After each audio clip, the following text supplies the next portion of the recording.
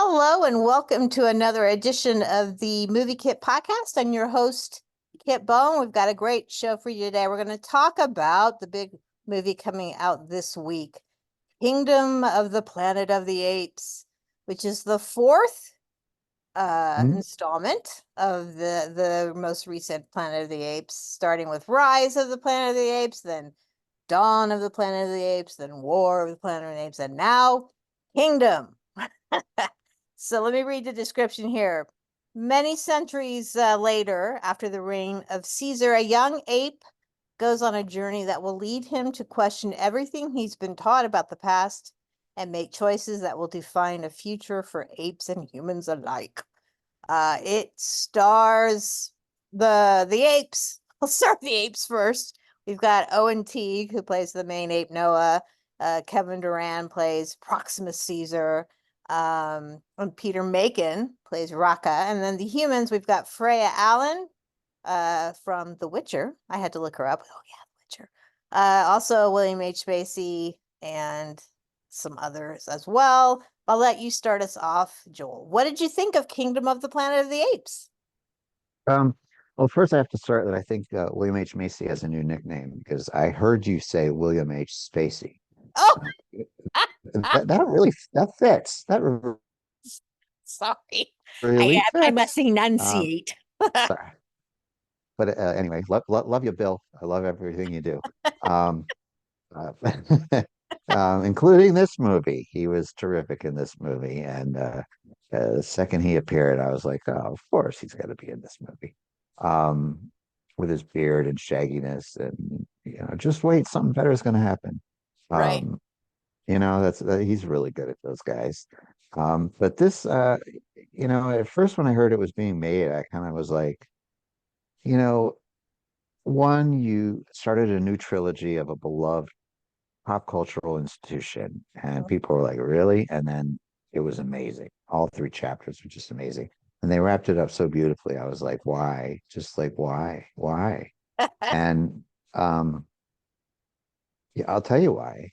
The story's not done. It's Right. as simple as that. I mean, we're not to where the 60s movies started.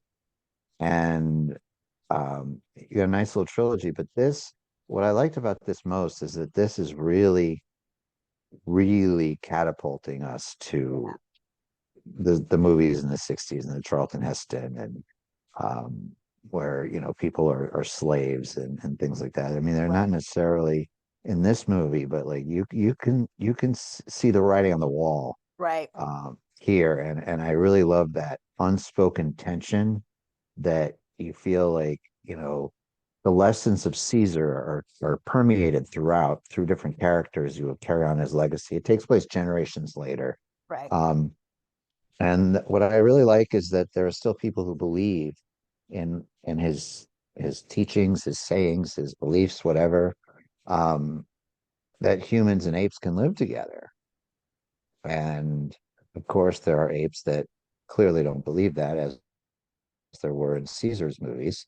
And I really like the way it was handled. I like director Wes Ball a lot. I Yeah. actually did not know that he directed it until the movie ended, and then it's directed by Wes Ball, and I'm like, oh, of course it is. Um, there are lots of his traits there, and uh, I got to say one more thing before I toss it back to you. The movie did the most amazing thing to me, which is an accomplishment that it should speak volumes. This movie did something that I never thought was possible. Owen Teague, who played Mhm. Noah, made me forget about Andy Serkis as Caesar. Uh,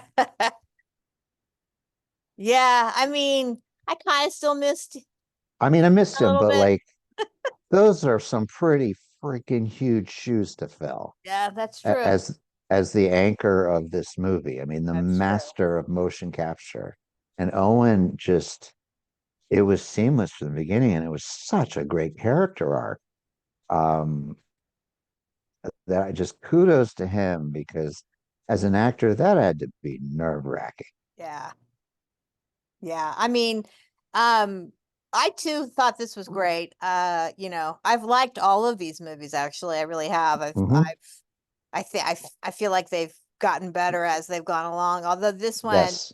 this one I don't think tops the war one last time. Oh no, The no. third one was my favorite. That was really just, yeah, top notch. And Dawn was great too. Now the first one is good at setting it all up, but it was hard for me to watch. I hate animal mistreatment and all that. It always just upsets me. So, so that's one of those movies I don't like to watch again, kind of thing. But the other two definitely. And then this one, obviously this one kind of brings us up to date sort of to the original 1968 film, where the apes are already, completely running the planet and that kind of thing. Uh, and there's some great homages to the 96 film in this one as well. But yes, I thought Owen Teague as Noah was very compelling. I really liked the whole idea of, now that we're in this universe where the world is being run by apes, that, there are these different clans, these different factions of apes. You have Noah's clan, which is, they're more peaceful and they're rural, and they have this whole sort of thing about they're the eagle clan. They train eagles and birds, and it's part of their culture. And then you've got the more militant faction, which is headed up by Kevin Durand, who he's having a time of it. He's in this as a monkey, but he was in Abigail as well in the vampire movie. That was very fun.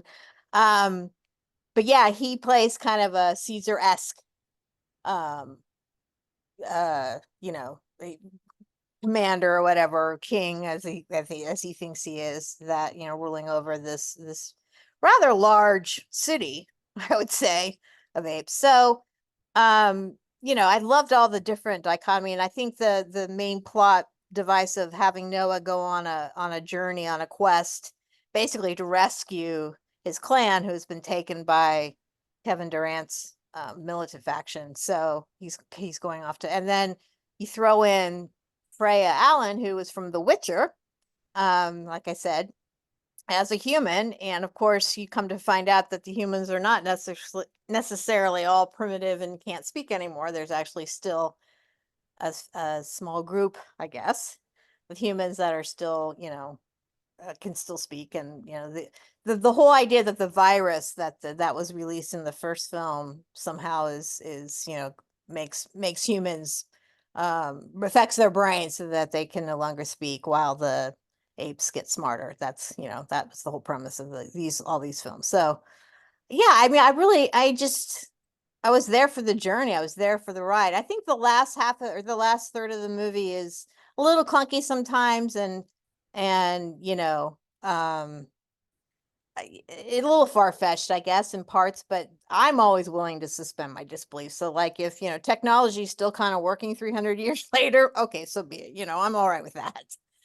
Stuff like that, you and I are both sort of easy on that. Other people sometimes have issues with that, but I don't really. But yeah, Owen Teague Yeah. had all of the emotions and whatnot of a Caesar, and I thought he really did a great job. But paired with Freya, it was a nice combination. And then of course Peter Macon, who plays a orangutan Raka, who actually is the one who understands or knows about the history, of how it really all did start and what Caesar was really all about, um, as opposed to the militant Caesar who doesn't have any clue on what the real Caesar was all about and is only being sort of lessened in Roman and the Roman Empire type history. So, which William H. Macy was the one whose character is part of that uh scenario. So yeah, I mean, I really liked it. I mean, I enjoyed it. Now, what do you think? I Go ahead. No, I was just going to say that I really, really liked Peter McCullen's performance, The Rock. I felt like he was the Yeah, heart.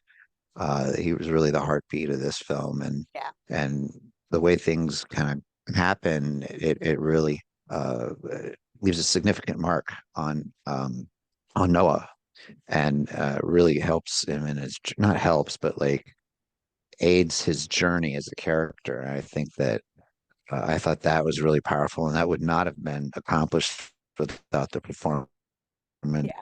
of McCollum.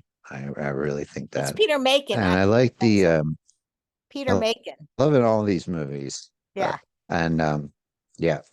And I also like how many times they work the moon into a shot. And Yeah. the moon is very important in the world of planet of the. It's just really, I'm like, there's the moon. Um, but like Yeah. I thought it was really, really powerful, and it's kind of like you know where it's going, and yet you have this sense of hope.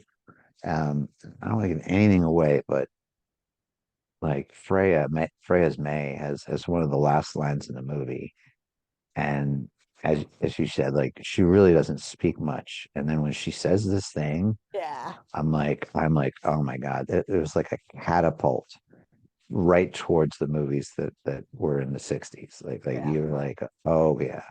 And like Noah's hope and everything is tied into May and how that's kind of where you're leaving it, which Yeah. has me very excited for the next one. It's Well, I'm gonna like, say, do you think there'll be more? yeah, oh yeah, I think this is a new trilogy.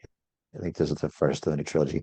And I think that the sixth film will be like right before the first one from the 60s. And was it me Wait, or really? all those scenes? And yeah, I think so.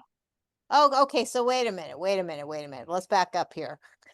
So the first three movies were a trilogy, and that, well, I mean, who is it that Matt Reeves is the one who directed the Yeah. last two, right? So that Yep. was one trilogy. Now they're going to do a next trilogy, right? Is that what you're saying? That's what I believe, yes. And then, so this one isn't catching up to the 1968 one, that we actually aren't quite there yet. No, no, no, no, Ah, no.